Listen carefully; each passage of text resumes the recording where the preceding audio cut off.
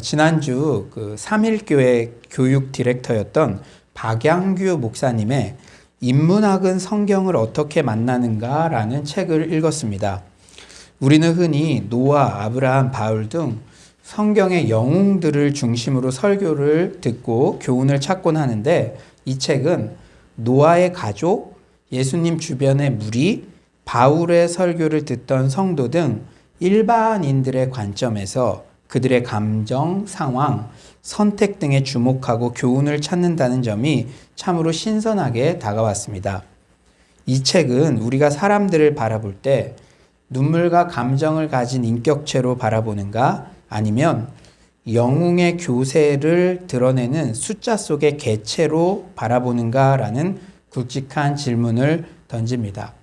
제가 좀 부끄럽게도 예전에 사역하던 교회는 교구 식구들만 해도 몇천 명 됐잖아요. 근데 그때는 사실 한 명 한 명 영혼의 인격으로 이렇게 주일날 바라보기가 참 쉽지 않은 그런 구조였죠. 그런데 이렇게 서울로 교회에 와서 저 한 영혼의 소중함, 그리고 오늘 어떤 청년이 여자친구랑 별로 마음이 안 좋다, 막 이런 것도 저에게 다 전달이 돼요. 그러니까 그런 것들을 이렇게 배울 수 있는, 한 영혼을 인격으로 대하는 것을 배울 수 있는 그런 기회가 되는데, 참 이 책도 여러분들도 한번 읽어보시면은 그런 신선한 시각을 경험할 수가 있을 거예요. 그리고 우리가 교회 속에서 접하는 사람들을 대할 때 그들을 숫자를 이루는 개체가 아니라 눈물과 감정과 삶의 애환을 가진 사람들로 보기 위해서는 인문학적 시선이 필수적임을 피력합니다.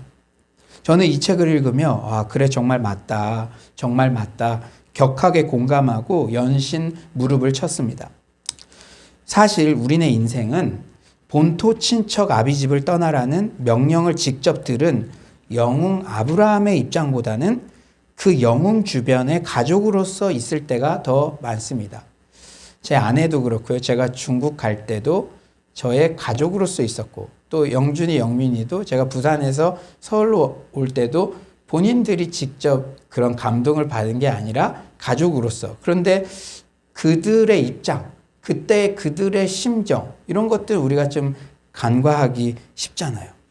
그러니까 우리가 성경을 읽을 때도 목회자인 저는 좀 다른 입장이지만 우리 성도님들 대부분은 사역자인 바울의 입장보다는 바울의 설교를 듣는 성도 중 한 명의 입장일 때가 더 많다는 것이죠. 그런데 우리는 끊임없이 바울을 주인공으로 한 설교를 들으며 바울과 나를 일치시켜 성경 적용점을 찾는 데 익숙하죠. 이런 부분도 우리가 한번 이렇게 잘 생각해 볼 여지를 남기는 포인트인 것 같아요. 아무튼 이 책을 읽으며 책은 도끼다라는 말이 있듯이 제가 가졌던 기존의 성경 읽기 틀이 한번 신선하게 깨어지는 경험, 그리고 성경 행간의 의미의 중요성 및 성경을 좀 더 낯설게 보고 한 인물 한 인물을 긴 호흡으로 묵상해야겠다는 교훈을 얻었습니다. 오늘 본문에도 바울의 인생을 그냥 훑어보면 쉽게 발견할 수 없는 숨겨진 시간이 있어요. 우리가 일반적으로 바울 생각하면 어떻습니까? 불굴의 의지로 불도저처럼 1, 2, 3차 선교 여행을 완수한 선교계의 영웅으로 생각하죠. 가는 곳마다 사역 승리의 교두보를 뚫었던 왕성한 활약을 했던 사역자로 기억합니다. 그런데요, 오늘 본문을 찬찬히 보고 다른 서신서 병행 본문들을 보면 이런 바울도 본격적인 사역 앞에 숨겨진 시간이 있었습니다. 그 기간을 오늘 설교 제목처럼 다소에서의 10년이라고 명하고자 합니다. 오늘 본문을 살펴보면 바울은 영적 멘토 아나니아의 도움을 받아 세례를 받고 다메섹 교회 공동체에 함께하게 되죠. 그리고 그는 역시 열정의 사도답게 20절 즉시로 복음을 전파하고 22절 힘을 더어 예수는 그리스도라 전파합니다. 여러분, 세례받고 즉시로 노방전도 사역의 현장에 나가서 막 전도하는 거 흔하지 않는 거죠. 역시 바울다워요. 그런데 도처에 장애물이 있죠. 가는 곳마다 자신을 죽이려는 유대인들을 만나요. 그래서 다메섹에서 급기야 광주리에 몸을 싣고 예루살렘으로 피신합니다. 예루살렘에서도요, 처음에는 그리스도인들이 다 바울을 두려워하고 멀리했어요. 그런데 바나바의 도움으로 제자들과 함께하게 됩니다.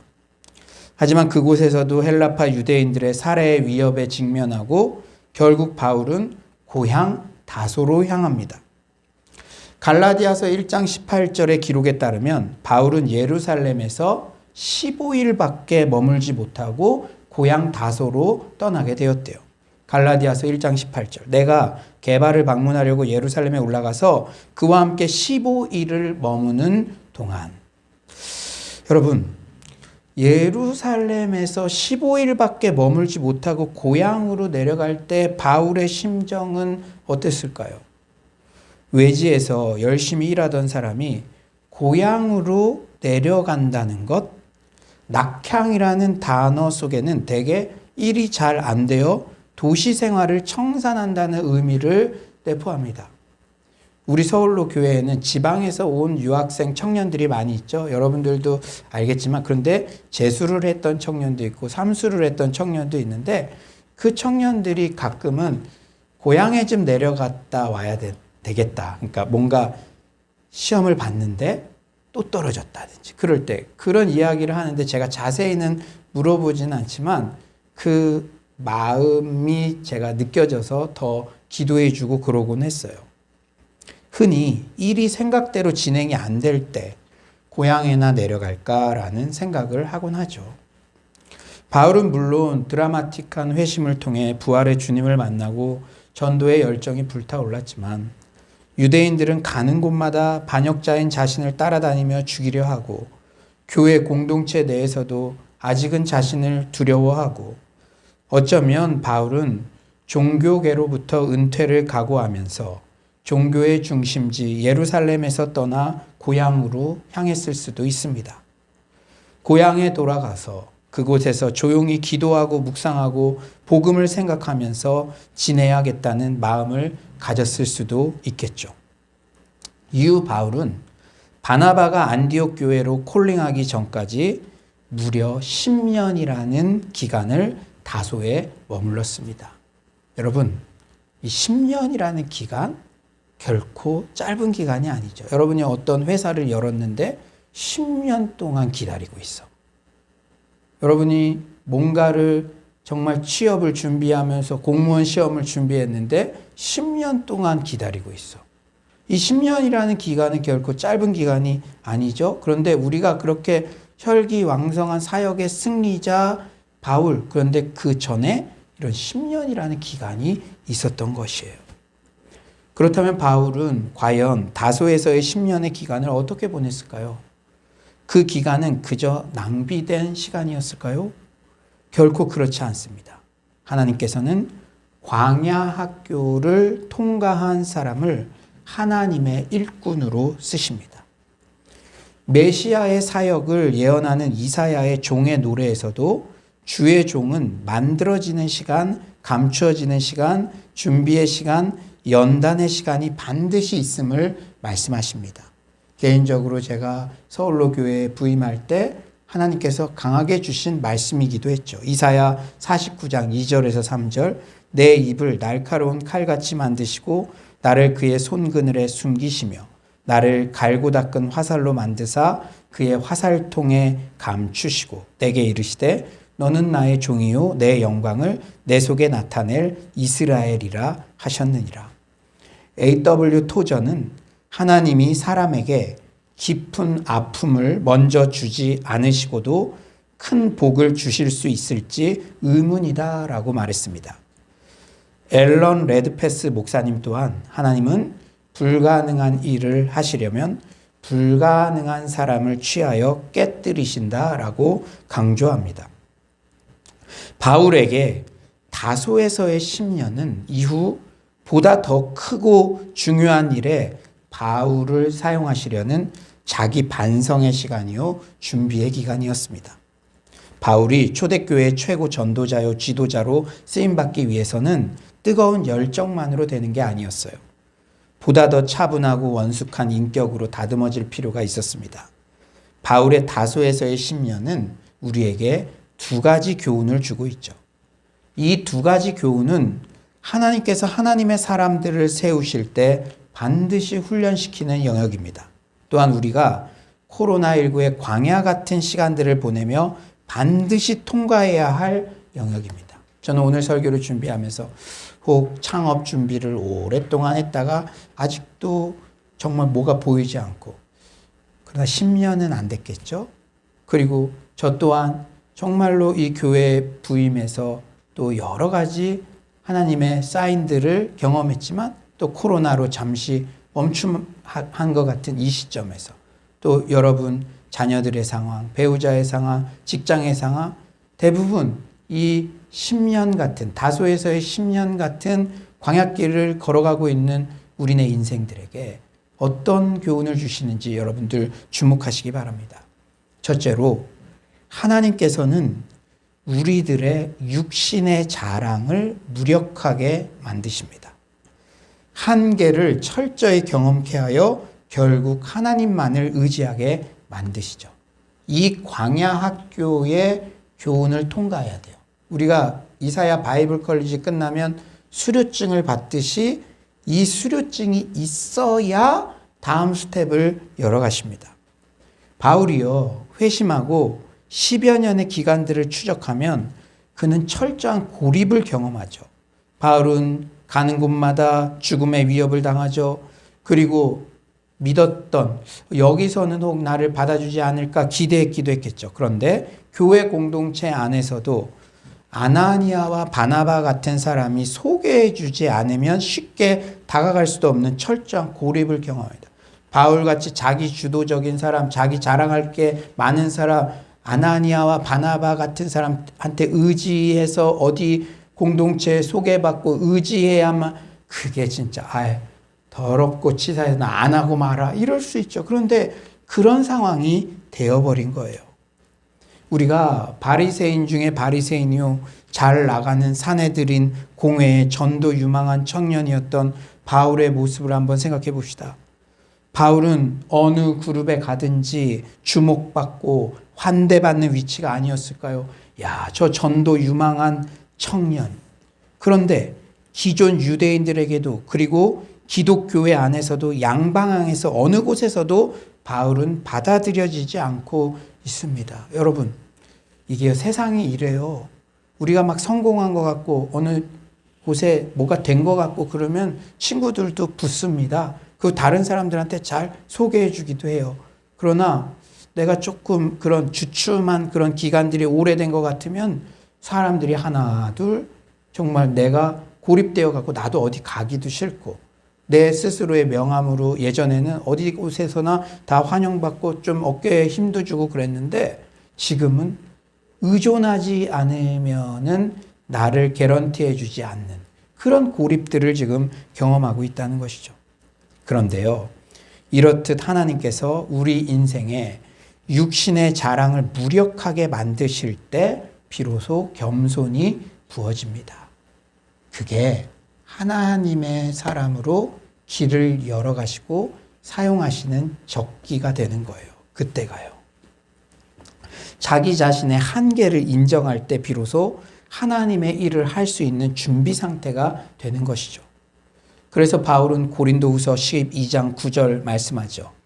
이런 말씀들은 이 다소에서의 10년 같은 광야 학교의 교훈이 있으니까 하실 수 있는 말씀 같아요. 나에게 이르시기를 내 은혜가 내게 족하도다. 이는 내 능력이 약한 데서 온전하여짐이라 하신지라. 그러므로 도리어 크게 기뻐함으로 나의 여러 약한 것들에 대하여 자랑하리니 이는 그리스도의 능력이 내게 머물게 하려 함이라. 내 육신의 자랑을 다 걷어가시고 내 스스로 철저히 약함을 인정할 때 비로소 그리스도의 능력이 나에게 부어지고 나중에도 그리스도께서 하셨습니다. 이런 겸손을 고백하게 된다는 것이죠.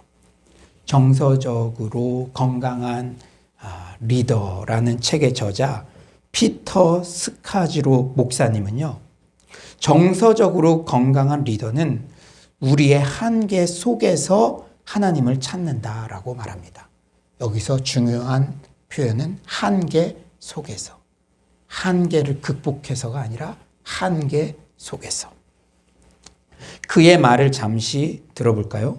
우리는 어떻게든 한계를 이겨내고 한계를 우회할 방법을 찾아내고 한계를 거부하고 한계와 싸우고 한계를 정면으로 돌파하려고 한다. 심지어 한계에 도전하는 것을 용기나 믿음의 증거처럼 여긴다. 하지만 우리의 한계 속에서 하나님을 찾지 않으면 그분을 앞질러 가기 쉽다. 하나님은 인간의 한계를 통해 그분 자신을 독특하고도 강력하게 드러내신다. 성경의 예를 살펴보자. 모세는 말주변이 없다는 한계를 안고 있었다. 그래서 하나님께 그 문제를 아뢰었더니 이런 대답이 돌아왔다. 누가 사람의 입을 지었느냐? 나 여호와가 아니냐? 이제 가라. 내가 내 입과 함께 있어서 할 말을 가르치라. 내가 내 입을 고쳐주겠다. 내가 내 입을 말 잘하는 사람으로 만들어주겠다. 그게 아니라 내 입과 함께 있어서 한계 가지고 있지만 그 속에서 내가 네 형 아론을 붙여주든지 내가 함께 해주겠다. 하나님은 모세의 약점을 통해 역사하시겠다는 뜻을 분명히 드러내셨어요. 실제로 모세는 이후 40여 년 동안 하나님의 능력으로 300만 명의 백성을 이끌 수 있었죠. 예레미야도 살펴볼까요? 여러분, 우울한 성격 때문에 고민하는 분 있지 않습니까? 나도 좀 외향적이었으면 좋았는데. 그런데 예레미야는 우울한 성격이라는 한계를 안고 있었어요.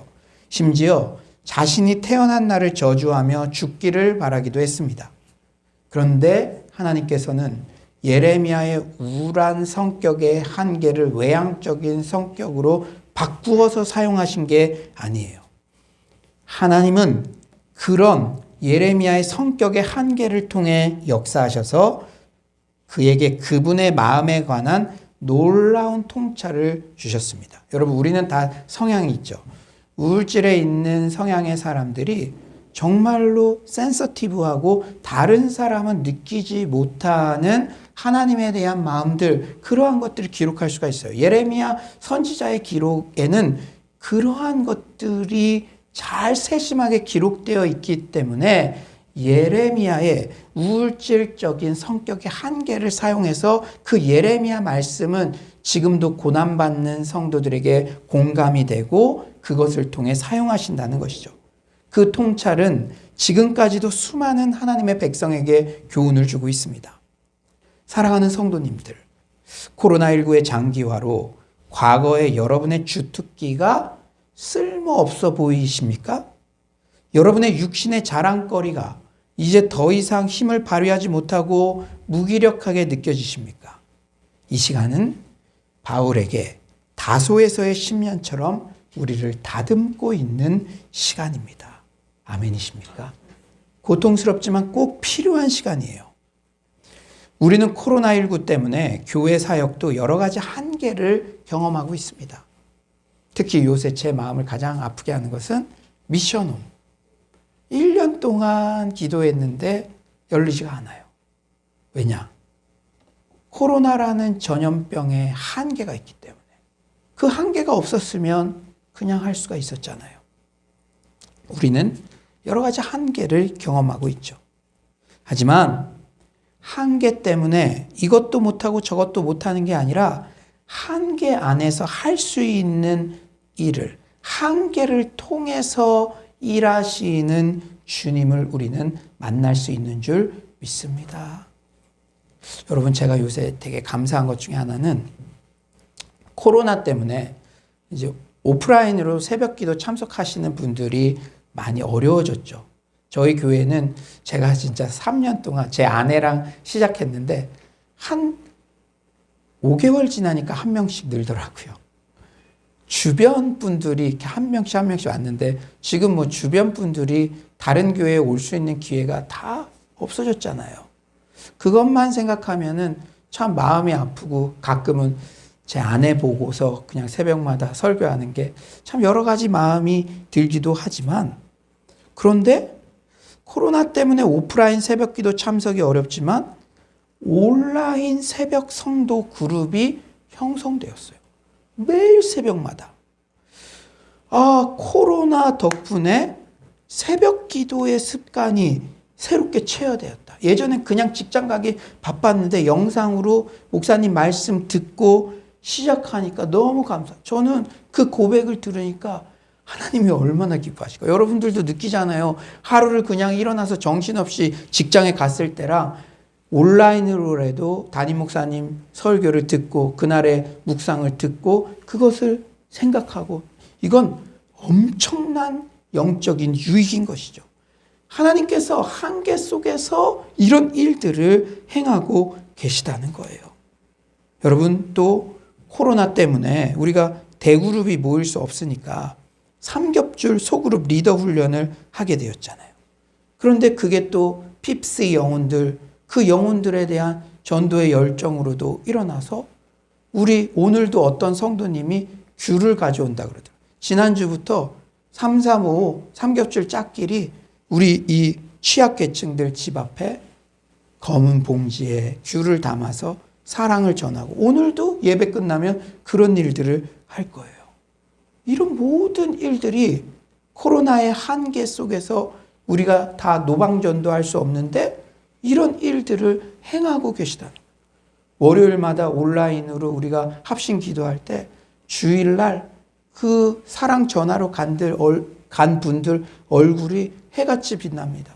신기하게 내가 갈 때는 이 주차 이거 금지 바가 막 올려져 있어가지고, 또 심지어는 요새 코로나인데 누가 가라고 하겠습니까? 어느 청년이 고시원에 계시는 할아버지 만나러 갔는데 고시원 총무가 가서 배 이러더래요. 총무가 지금 코로나 때 야 오면 안 된다 이래도 우리가 할 말 없는데, 그러니까 우리가 이 코로나의 한계 속에서도 하나님께서 하나님의 일을 행하고 계신 줄 믿습니다. 컴패션 그로잉 UE도 마찬가지예요. 사실 우리들끼리 잘 알잖아요. 우리 교회의 한계를. 컴패션 그로잉 UE 우리 교회는 장소의 한계가 있었는데 코로나 기간에 비대면 컨텐츠를 컴패션 본부에서 많은 재정을 투자해 개발해 주어서 우리가 함께하게 됐죠. 왜냐하면 온라인 기반의 그 좋은 컨텐츠를 수억 원을 들여서 1년여의 기간 동안 개발한 거예요. 5세에서 10세인데요. 여러분 수지받는 은혜가 있는 줄 믿습니다. 제가 가서 봤거든요. 이 균형 잡힌 시각으로 전인적인 그 어린아이들 양육하는 데는 최고인 것 같아요. 최고인 것 같아요. 제가 봤을 때. 그러니까 요새 우리 특히 5세에서 10세 아이들, 제가 우리 집 보니까 알겠어요. 대부분 영상 보여줄 때 있잖아요. 왜냐하면 그래야 좀 조용하니까. 우리 어머니들 특히 삼식이 엄마로서 얼마나 힘듭니까? 근데 사실 그게 안 좋은 거 알면서도 보여줄 때 있잖아요. 그런데 그런 영상의 자극에 어렸을 때부터 계속 노출된다면 너무 마음 아프잖아요. 근데 마음 아프면서도 안 그러면 아이들한테 소리 지르니까, 나도 내 마음을 어떻게 가눌 수가 없으니까 그렇잖아요. 그런 아이들에게 정말로 전인적으로 양육할 수 있는 흥미도 있고 그런 전문가들이 준비한 그러한 이 성경 공부의 컨텐츠를 함께 나눌 수 있다면, 이거는 우리 교회만이 아니라 목동에서도 인천에서도 그 온라인으로 접속해서 하면 되니까 하나님께서 한계 속에서 이런 일을 행하고 가는데, 모든 교회가 다 하고 싶어도 할 수 있는 게 아닌데 우리 교회가 파트너 교회로 선정되어서 그 일들을 할 수 있다고 생각하니까 너무나 감격이더라고요. 사랑하는 여러분, 잘 들으십시오. 한계는 사실상 한계라는 포장지에 쌓인 하나님의 선물입니다. 뭐라고요? 한계는 한계라는 포장지에 쌓인 하나님의 선물이라고요. 한계라는 선물을 통해 모든 것을 통제하는 신이 되고자 하는 우리의 교만한 성향에 대해 힘을 빼게 만드십니다. 우리는 한계를 통해 겸손을 배우고 하나님 의지하는 삶을 체득하게 됩니다. 여러분, 코로나19가 장기화되니까 교회도 그렇고 여러분 개인도 그렇고 가정도 그렇고 이제 육신에 자랑할 만한 그 거리들이 다 없어지는 것 같습니까? 한계 그것을 많이 보게 됩니까? 그러나 그때가 하나님의 사람을 다루고 계시고 준비하고 계시고 하나님의 사람에 적합한 겸손의 틀로 우리들을 만들어 가시는 시간이라는 것을 여러분 잊지 마시기 바랍니다. 신앙은 해석 싸움이에요. 두 번째로는 하나님께서는 이 광야 학교의 교훈을 통해서 결국 우리에게 항복 선언을 하게 하십니다. 하나님은요, 정말 막 이게 살아가지고 하나님과 동등되게 막 이렇게 하려는 사람은 보지 않으세요. 그거를 딱 질서를 잡아놓고 일하십니다. 그걸 꺾어놓고 일하세요. 왜냐하면 여러분 우리들도요, 다 항복 선언을 한 사람들이니까 교회가 이렇게 평안하게 나아가는 거지, 항복 선언을 안 하고. 저는 참 감사한 게 우리 남성 리더십들이나 우리 권사님들 보면은 목사님이 기도하고 하신 거니까 제가 옆에서, 그런 것들은 항복 선언을 하신 분들만 말할 수 있는 것이죠. 우리가 다 시퍼렇게 나의 자아가 살아있다면 어떤 일을 할 수가 있겠습니까? 다 산으로 가겠죠. 그러나 하나님께서 공동체와 또 우리 개인 하나님의 일을 하게 만드실 때는 이 광야 같은 시간, 다소에서의 10년 같은 시간을 통해서 항복 선언을 하게 하세요. 그러니까 하나님께서 쓰실 때, 채용을 하실 때 무슨 학벌, 예전에 그런 백그라운드 이걸 보시는 게 아니라 항복 선언이 있는가? 그냥 티만 내는가? 실제 항복 선언했나? 내 안에 그리스도께서 사신 것이라는 그 증거가 있는가? 그걸 보신다는 것이죠. 하나님께서 하나님의 사람들을 부르실 때 동일한 패턴이 있어요. 철저히 자신의 죄성을 발견케 해서 자신의 부적합함을 고백하게 하십니다. 베드로는 주님이 부르실 때 자신은 죄인임을 철저히 고백했죠. 시몬 베드로가 이를 보고 예수의 무릎 아래 엎드려 이르되 주여 나를 떠나소서 나는 죄인이로소이다. 이사야 또한 하나님의 부르심 앞에서 자신은 죄로 인해 망하게 되었다고 고백해요. 그때 내가 말하되 화로다 나여 망하게 되었도다. 나는 입술이 부정한 사람이요.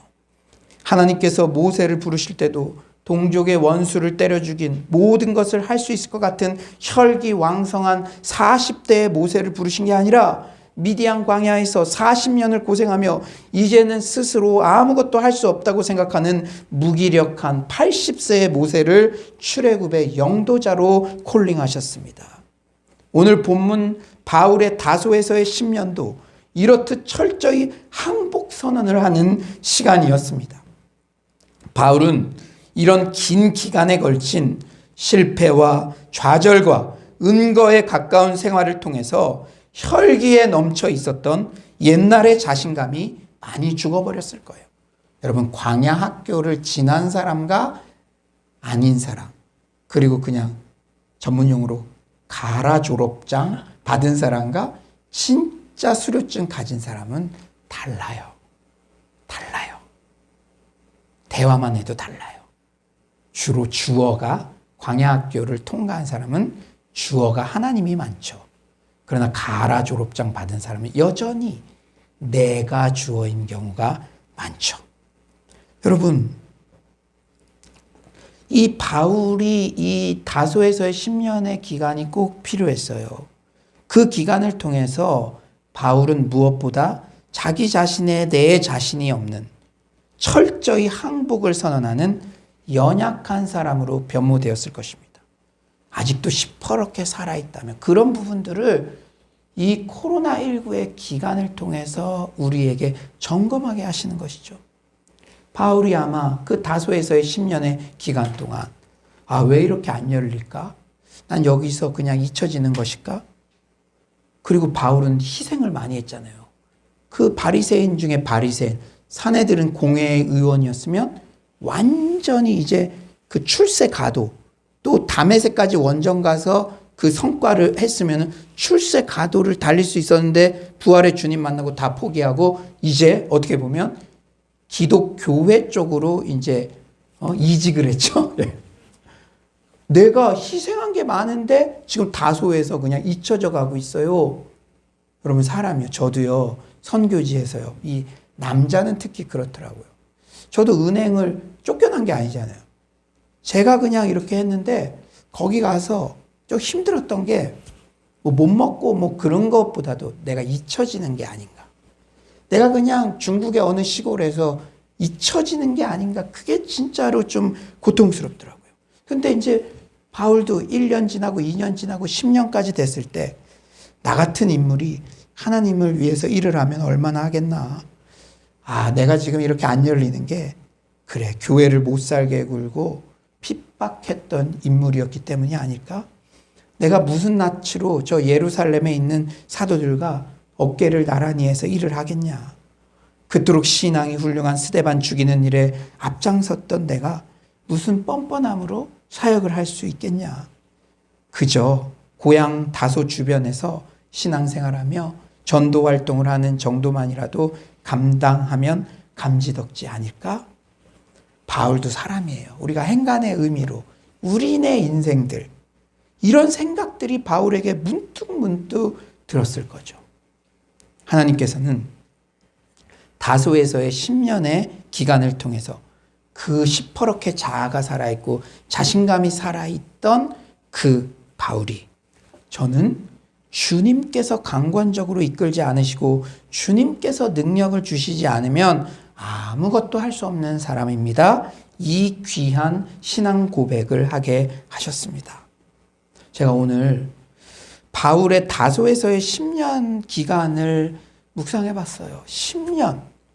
저도 중국 선교지에서 제가 있었던 곳은 미세먼지가 엄청 많았던 그런 사막 같은 데였어요. 하늘을 보면 내 인생의 미래같이 보였어요. 이게 진짜 나 그때 결혼도 못 했거든요. 이게 내가 주님한테서 진짜로 헌신. 근데 여러분들도 제가 보니까 우리 교회에 오신 분들은 대단한 신앙의 선택들을 해보셨던 경험이 있던 분들이에요. 근데 하나님을 위해서 선택을 했다고 하는데 세상이 말하는 꽃길만 열립니까? 아니에요. 점점 더 힘든 길로 갈 수도 있고 1년이면 좀 버티는데 2년이면. 근데 10년. 그리고 옛날에 잘 나갔던 사람이 더 견디기가 어려워요. 자꾸 본전 생각이 나니까. 오늘 진짜 그 10년이라는 시간, 쉽지 않았겠다 생각하면서 저의 사역의 여정도 한번 돌아보게 되었어요. 지난 10년 이상의 기간들. 정말 제가 중국 선교사로서의 첫 발을 내디딜 때도 절대 저런 사람은 되지 말아야겠다. 가장 혐오했던 사람의 모습이 바로 나의 모습임을 발견한 그런 절대 절망을 고백한 그날. 그날 밤에 제가 많이 울었어요. 그럼에도 갈라디아서 2장 20절, 고린도후서 5장 17절, 이렇게 말도 안 되는 난데, 나조차 나를 수용하지 못하는 그러한 인간 말종 같은 난데, 그래도 저를 뉴 크리에이션, 전혀 새로운 피조물로 여겨주신 그 주님의 사랑에 감사하여 이제 내가 사는 것은 나를 사랑하사 나를 위하여 자기 몸을 버리신 하나님의 아들을 믿는 믿음 안에서, 이렇게 엉망진창인 나를 사랑하사 나를 위하여 자기 몸을 버리신, 생명을 버리신 예수님 위해서 뭐 살 수 있을까요? 옛날에는 내가 이거 하면 예수님 위해서 살 수 있으니까 저를 주목해 주세요, 그렇게 기도했다면 나같이 엉망진창인 사람이 살 수 있을까요? 감히 제가 그 일에 동역자로 쓰임받을 수 있을까요? 그 기도를 할 때 중국 영혼에 대한 사랑을 제 마음에 부어주셨습니다. 이사야 바이블 컬리지 때 이미 고백했지만 서울로 공동체로의 소명을 받은 때도 영혼의 깊은 골짜기를 거닐 때 지푸라기라도 잡는 심정으로 이사야 40장 이후 한 장 한 장 말씀을 의지하게 되었고, 그로 인한 놀라운 회복의 결과 서울로 공동체로의 사명을 열어주셨습니다. 코로나19의 기간도 저에게는 바울의 다소에서의 10년의 기간처럼 다가옵니다. 그동안 크고 작은 사역의 열매도 그래, 정말 내가 한 게 하나도 없는 거구나. 우리 청년들도 느꼈을 거예요. 아, 미션홈 그렇게 쾌적한 공간에서 누렸던 게 은혜였구나. 내가 뭘 잘해서 그런 게 아니라 하나님이 전염병 한번 이렇게 하면은 누릴 수 없는 거였는데 그때 더 왜 감사하지 못했지? 그런 것들을 이 광야 시간들을 걸어가면서 깨닫게 된다는 것이죠. 저도 그래요. 아, 부족한 종에게 귀한 영혼들과 사역의 기회들을 맡기신 기간이었구나. 한 영혼이 천하보다 귀한데 와, 그 영혼을 한 영혼을 나에게 맡기신 게 이게 얼마나 감사한지 제가 코로나19의 기간을 지나면서 더 깊게 체험하고 있습니다. 지금 이 시간은 수많은 영혼을 담을 만한 그릇이 되도록 저와 우리 교회의 신앙의 내공과 내실을 다지는 기간이구나라는 사실을 계속 제가 깨닫게 됩니다. 그리고 다소에서의 10년 이후 바울을 최고의 복음 전파자로 왕성하게 사용하신 것처럼 저와 우리 교회를 그렇게 사용하셨겠구나 확신과 소망 가운데 나아가게 됩니다. 이제 말씀을 정리하겠어요. 서두에서 밝힌 인문학적 시선으로 영웅 바울의 이야기가 아닌 아무개의 관점에서 오늘 본문을 볼 때 눈에 들어오는 사람들이 있습니다. 여러분 25절 한번 주목해 볼래요? 25절 그의 제자들이, 그리고 27절 바나바가. 바울이라는 영웅의 관점에선 보여지지 않는 인물들인데 지금도 설교하는 설교자의 설교를 듣고 계신 성도의 관점에서 보면 이 암흑의 인생들이 보여지죠. 그의 제자들이. 그렇습니다. 바울이라는 위대한 사도는 혼자의 힘으로 만들어진 게 결코 아니에요. 바울의 사역 초기에 한결같이 바울을 믿어주는 제자들이 있었습니다. 바울이 회심하고 즉시로 복음을 전하고 그 짧은 시간에 제자들이 있어요. 다른 사람들은 저 사람 우리들 죽였던 사람이야 배척하고 멀리하고 그때도 믿어주고 바울 옆에 있었던 제자들이 있었어요. 다른 사람들은 다 의심하고 경계하고 거리를 두어도 바울을 믿어주고 함께 위험을 감수해주고 광주리에 담아 피신시켜주는 그런 무명의 성도들이 있었습니다. 그리고 바나바는 예루살렘 교회 공동체에 자신의 평판으로 바울을 소개해주고 개런티해 주었어요. 여러분, 개인주의가 심화된 오늘날 바울같이 암울한 과거 흑역사를 가진 새신자를 자기 평판을 걸고 개런티해 주는 일은 흔하지 않죠. 여러분들이 다음 주에 새 가족을 데려오는데 어떤 새 가족을 데려오고 싶어 하십니까? 창녀, 이런 사람 데려오기 어렵죠. 내가 개런티해 주기 어렵죠. 이 사람이 어떻게 변화될지도 모르는데 나도 저런 비슷한 동료로 여기는 거 아니야? 자신의 평판과 개인주의가 심화된 상황에서는 그 사람을 개런티하면서까지 자기가 평판이 낮아지는 것을 원하지가 않죠. 그러나 바나바는 그걸 해줬다는 거예요. 바나바는 그 일을 또한 생색내지 않고 감당했습니다. 이례적으로 끝난 게 아니라 10년 후 안디옥 교회의 책임자로 바울을 천거할 때도 그는 적극적으로 바울을 믿어주고 소개해주고 안디옥 교회 적응을 도와줬어요. 이후 성경의 소개가 바나바와 바울에서 바울과 바나바로 바뀌어도 그는 시기하거나 질투하지 않고 그렇게 바울의 평생의 조력자가 되어주었습니다. 바울의 리더십이 주로 강조되던 과거와 달리 바나바의 리더십이 중요하게 재평가되며 바나바 학교 등의 과정이 생겨나는 것도 결코 과한 게 아닙니다. 그렇다면 우리의 암흑의 인생들이 다소에서의 10년 같은 그 광야의 시간을 보내고 있는 사역자 그리고 주변 성도를 만날 때 어떻게 해야 될까요? 여러분들이 주인공 바울이 아니라 바울 곁에 있던 성도였다면 그 시간 그 자리에 있었다면 여러분들은 바울을 어떻게 대했겠습니까? 한결같은 신뢰, 과거를 묻지 않고 현재의 변화를 믿어주는 것, 그런 바나바 같은 태도가 우리에게 요구되는 줄 믿습니다. 우리의 이런 한결같은 사랑의 섬김으로 우리의 청년들 중에 주변의 무명의 사역자들 중에 제2, 제3의 바울이 만들어져 갈 줄 믿습니다. 아무쪼록 코로나19의 기간, 우리 모두에게 다소에서의 10년, 광야 같은 기간입니다. 이 기간 동안 우리의 육신의 자랑을 모두 버리게 되는 겸손의 시간으로 무장되시기를 바랍니다. 주님 아니면 안 됩니다. 철저히 항복선언을 하며 주님 의존적 신앙이 회복되기를 소망합니다. 이런 합격 증서를, 수료 증서를 받을 때 한계 속에서도 일하시며 또 바울이 왕성한 선교 사역을 감당했던 것 같이 여러분 막혀 있는 것 같은 그 모든 것들을 뚫어주시고 하나님께서 그 일을 여러분에게 회복시켜 주실 줄 믿습니다. 또한 다소에서의 10년, 광야길을 함께 걷는 신앙의 동지들에게 바나바 같은 진실한 신뢰와 사랑을 전하는 서울로의 모든 성도님들 되시기를 간절히 축원합니다.